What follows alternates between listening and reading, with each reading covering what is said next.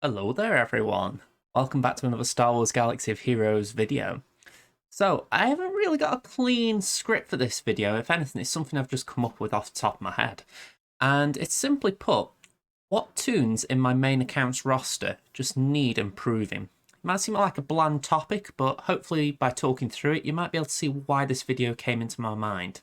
So, without further ado, let's get into it.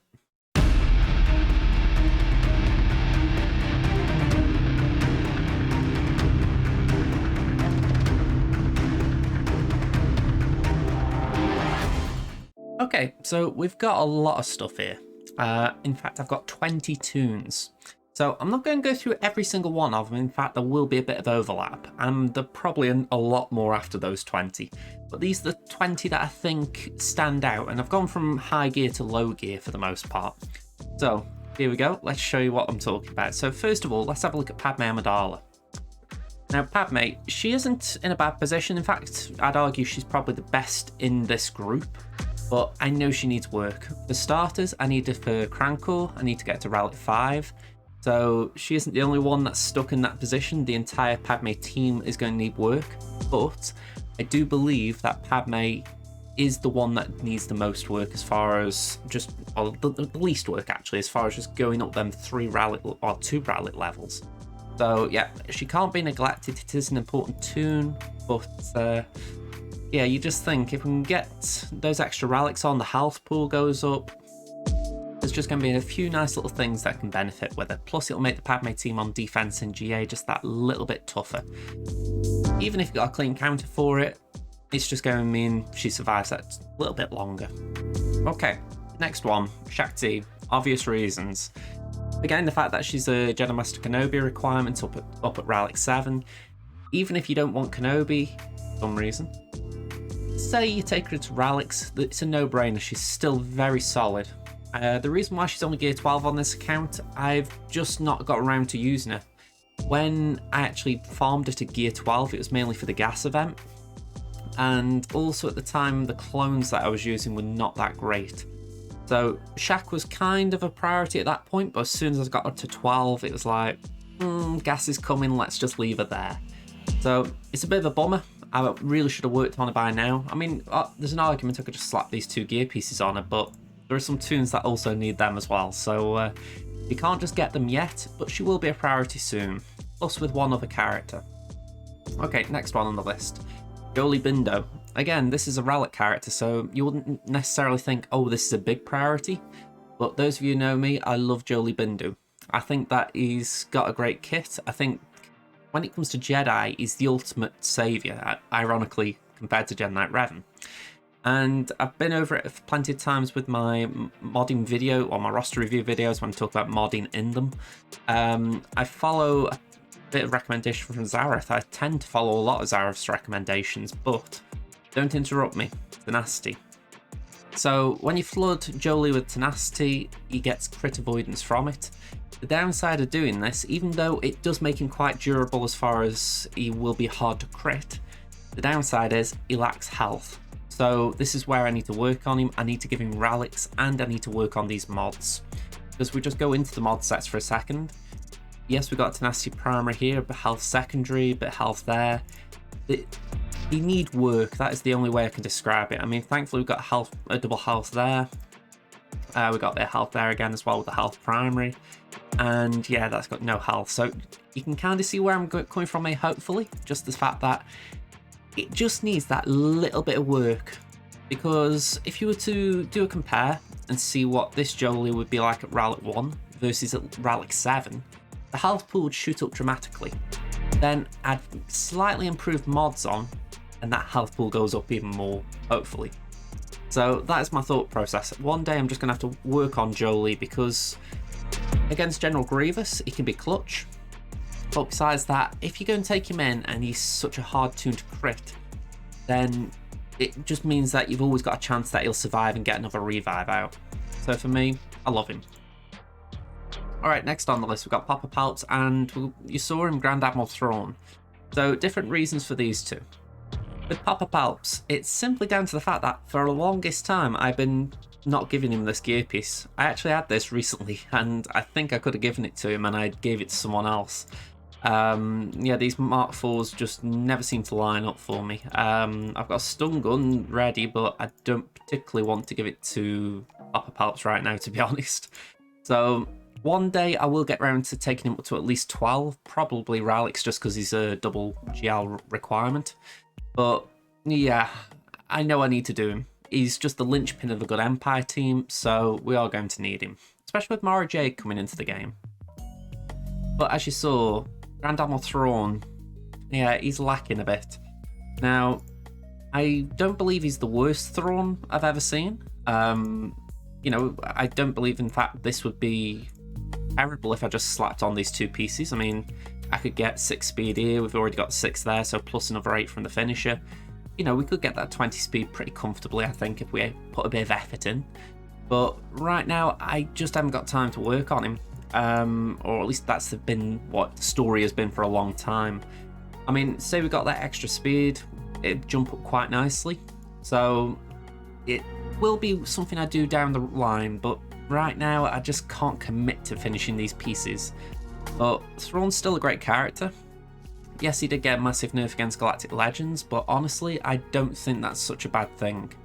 So yeah, he's still a solid too. He's someone who I still try and throw into a lot of my teams. So yeah, I'm curious when I can do it, but he is on that list of what shall I do. Okay, so that's the first 5. Let's have a look at the next 5. Okay, so we've got Jedna Anakin here, and I alluded to him with Padme, but my Jedna Anakin is sucking on this account. It's the worst of my 3 accounts. Simply put, I have not had time to mod him or gear him or anything. I mean, I wouldn't say these are my best mods on him, they're just kind of there. I mean, you're looking there and thinking, what, these aren't your best mods, and you've got, what, crit chance? Yeah, I can't say I'm happy with any of these. I mean, maybe it's not bad, but it's not what I would call optimal. So yeah, one day I'm going to have to take him all the way up to Ralix 7, because for Negotiator, you need a Ralix 7 Anakin at least, in my opinion. And yeah, mine is just lagging behind, so I just don't like it. Next up, we've got Old Dakar. And Old Dakar is one that I really, really want to take to Ralix fast. Out of curiosity, what is that arrow? Okay, that could be interesting. Sorry, I was a bit distracted there. But yeah, I'm looking at it, I'm thinking, Old Dakar. At Ralix, she can just make that Night Sister team so hard to kill. So, simple enough theory.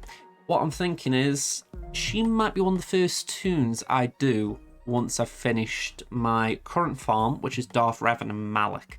So I've got Darth Revan unlocked, I'm gearing him right now. I'm going to work on the Darth Revan team, and then I'm hopefully going to be in line to get to Malak not long after. So it's not the quickest of farms I'm working on, I'm taking my time with it. So Dakar may have to wait a little bit, but I think she'll be worth it once she gets there. I mean, I've been hearing conversations today about the assault battle that Dakar potentially could solve one day. I mean, even at Rallic 9, the health pool doesn't seem to go up that high. But maybe Rallic 10's the day it'll work. Please CG, no Rallic 10 for a while. But yeah, you're looking at it and you're thinking, okay, I don't care Rallic 7. You think to yourself, Rallic 7 Dakar, she's still going to do a hell of a job protecting your team. So the key to her is health. You can see there I've only got 33k health. I've actually got less health than protection on her. I don't like that. I mean, let me just double check. I've got the right mods on, haven't I? I know I put health there. Health, tenacity, health. So I probably just need better secondaries. So we're going to have to work on that. But once she gets the Rallics, once she gets 6Es, that should shoot up. So yeah, it's just one of these things that I need to prioritize one day. But let's say this, it's working right now. I use this team, or the Night Sister team, against General Grievous. I'm sorry, not General Grievous. I used it against Geonosians quite a lot. It works quite comfortably. I want to use it against General Grievous more often because I think that'd be a nice solid counter. But for now, it's like, I trust it against Geonosians, at least while the AI is still a bit iffy towards zombie. Whilst I'm not sure what would happen if I took it in against a Grievous, especially a good Grievous. I think Dakar would just fold. So for now, She's just the Geo counter. Next up, Vandal's Chewbacca. And yeah, Vandal is a weird one. When I took him to Gear 12, it was on a bet. It was a bet between me and a guildmate, basically, who could get Vandal Chewbacca to Gear 12 first. And my guildmate's already got Vandal to Relic 7 in that time, I believe. So yeah, it's been a while since I've had mine at Gear 12, and until Dash Rendar, he was pretty much gathering dust because I wasn't really using him as much as I hoped I would. So he's now on the priority list in a way. I would like to get my Dash team a little bit thicker. Dash himself, he's got his Omicron, so he will be able to keep reapplying prepared to the team. So until you actually take Vandor out, the team will just keep reviving. So having Vandor very thick, very tanky, it is important. For that same reason, we've got an unprepared toon on the list. But Vandor is certainly one who's close and who I need to give some attention to. Okay, next up. This one is one of my sins. Geonosian Brood Alpha. I've really needed to gear the Brood Alpha, and not just him, but the other Geonosians for a long time. I only recently got into 7-star, in fact. It was during the recent galactic chase we had for him. So yeah, this is a sin of mine, I will admit it. I mean, I could put a stun gun on him now, like I say, but I don't really want to commit that to him. I mean, when you've got characters who really just demand gear like that, it's like, oh, should I? But yeah, I'll probably need that stun gun for one of my current projects, so I can't commit it. But yeah, it's one I'm going to have to work on sometime soon, because Brood Alpha is so great in so many different ways. I mean, when I get the time to work on him, he goes to Relic 7, just for the simple reason you've got the Brute. If the Brute's nice and tanky, you can take Brood Alpha out of a normal team and just use him as a tank somewhere.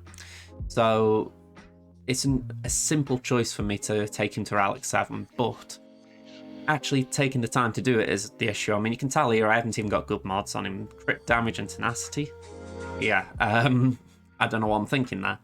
So yeah, one day he will get some decent attention, and when he does, he will shine. But for now, he's stuck at Gear 10 Brood Alpha. Okay, another one from the dreaded Padme team, Ahsoka Tano. Like Anakin, Gear 12.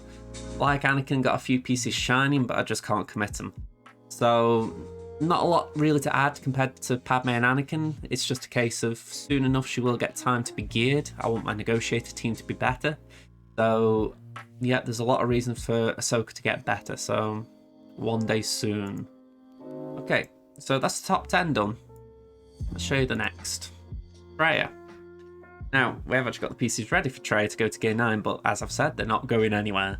Traya, I do think, has been neglected here. As you can see, she hasn't even got Omegas on in certain situations. I mean, oopsie. But yeah, even Lord of Betrayal, it's not a bad Zeta. So I really do need to get around and improve my Traya. I need to improve my Triumvirate. So if you, like how I've done Padme, Ahsoka and Anakin, I could just throw the Triumvirate on this list, because they're all under-geared. I think Cyan's only 4-star, so there's definitely a lot of love and attention I could give to this team. It's almost criminal that they haven't had more attention, so I don't know when, but they will get some love one day. They will, because they're a great team, and it's just a shame that my Traya really ends up just being used with other big tanky toons just for a leadership. So hopefully one day I can put some real attention to this team, because Traya's kit's great. I mean, last night I was watching the playbook Fatal versus Arnold, and seeing him use Traya and the Triumvirate to take 4/5 of a Lord Vader team down, that was incredible. I thought that was great theory crafting. I'm not saying, well, I don't know who actually came up with the theory there, but just watching him do it, it was incredible. So it's a reason alone to do this. So yeah, one day. This is the theme of this entire video, one day. However, Arc Trooper here, one day soon. I believe Arc Trooper and Shaq will probably be the first two toons that I do once I finish my Darth Revan and Darth Malak farm. Simple reason being, Arc Trooper is the one that's preventing me from doing the cam mission. So if I can get Arc Trooper up to Relic 7 alongside his 5 of First Brethren, if we can get Shak up to similar levels just so that she can survive in the cam mission, I can hopefully earn a cam shard for a guild. So yeah, that's got to be a priority. Got to be a priority. I'm not a million miles away. Gear 8 does seem it, but I've done the ARC Trooper farm. I didn't enjoy it, but it won't take long if I just focus down on it. So yeah, it's just one of those that you don't want to do, unfortunately, but I'll have to just knuckle down. Okay, next one, Night Sister Spirit, and this one, it comes back to Dakar. We're talking about using her in a GG counter. I think Spirit could be quite fun in that, just for the fact that there might not be a lot of use as far as, I'm just trying to think of the Foresight ability. Here we go. If I'm correct, GG does ignore Foresight. He's got a lot of evasive moves. But still, I like Spirit. She can put out good damage, and I think she could wreck someone by surprise. So for that reason, I'd like to take her up. It does also mean that just supposing I have to put my Sarge somewhere else, it does mean that at least I've got that offensive option. So if I want to use it against, say, a C or a D grade team, I know Spirit can be my damage dealer.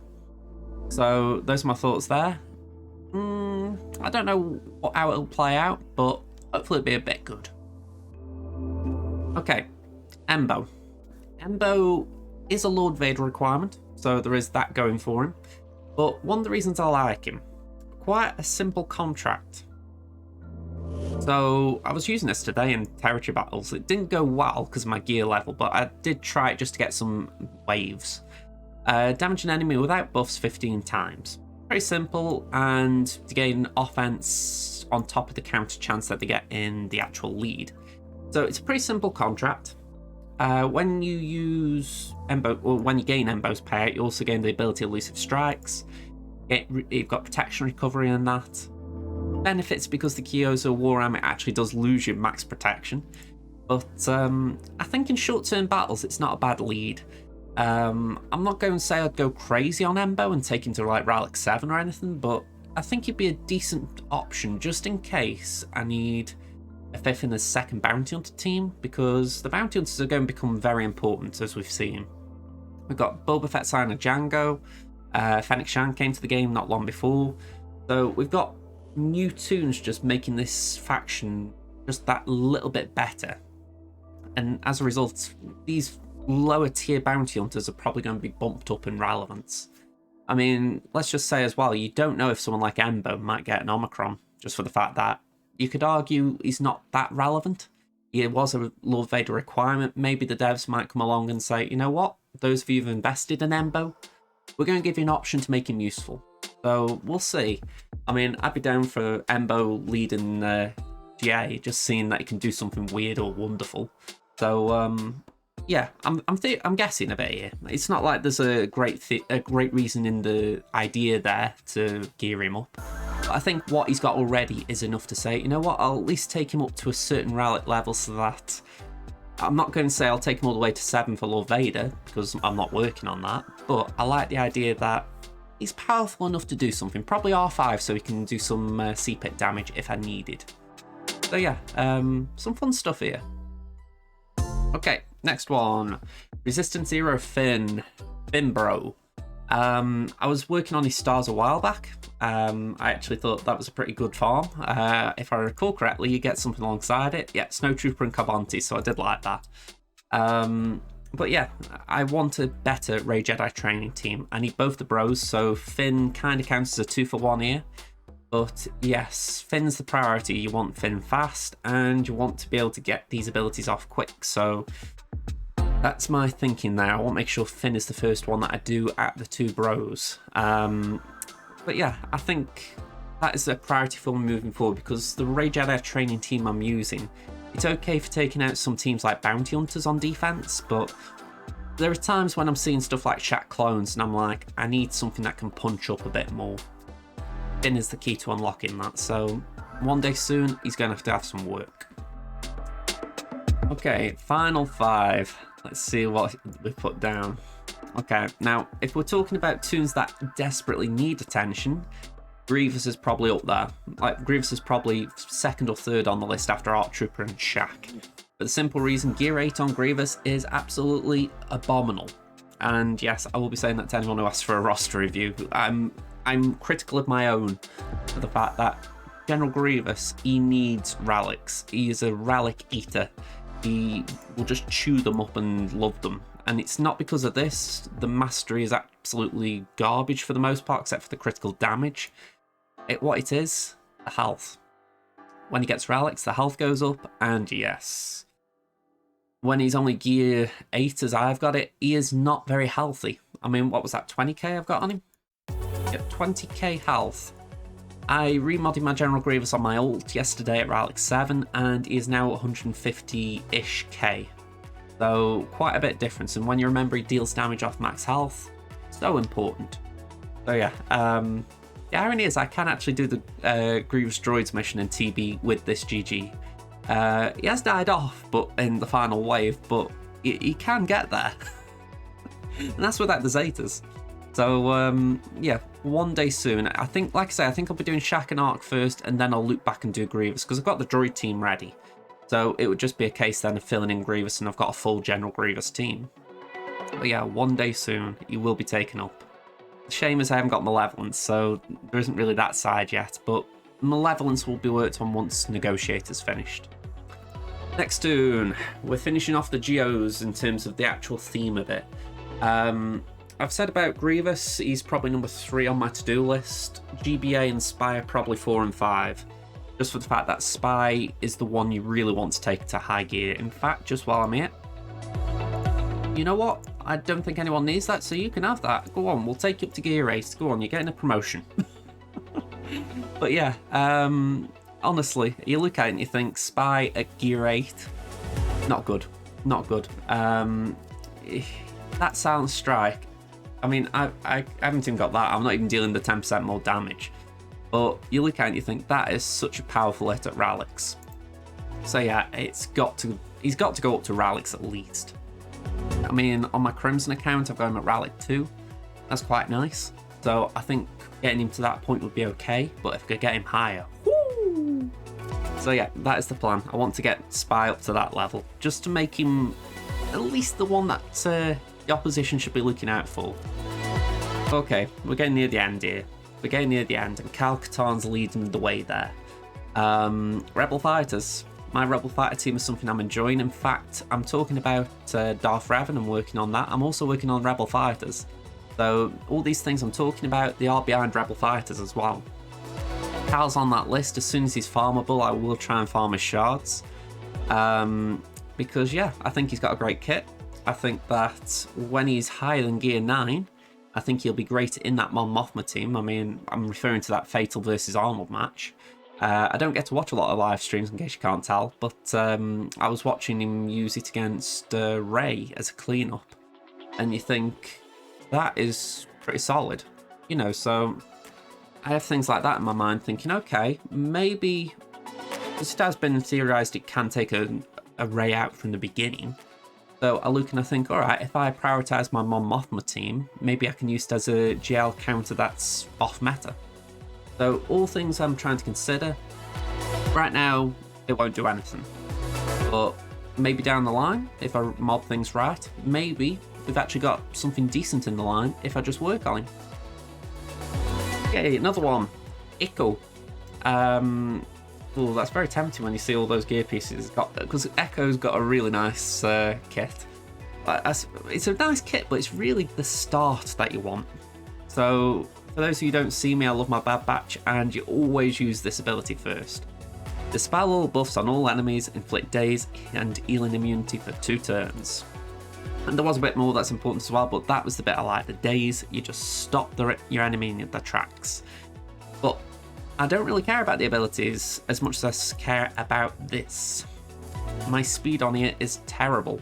256. Ideally, I would like my Echo at Relic, just so that he's in the 300s. But as you can see, I've only got a 4-star Echo, so I need to work on him. I think Echo moving forward is going to be, well, I think Bad Batch moving forward are going to be a very big team. But yeah, I need to work on it. And Echo is the key. Aura.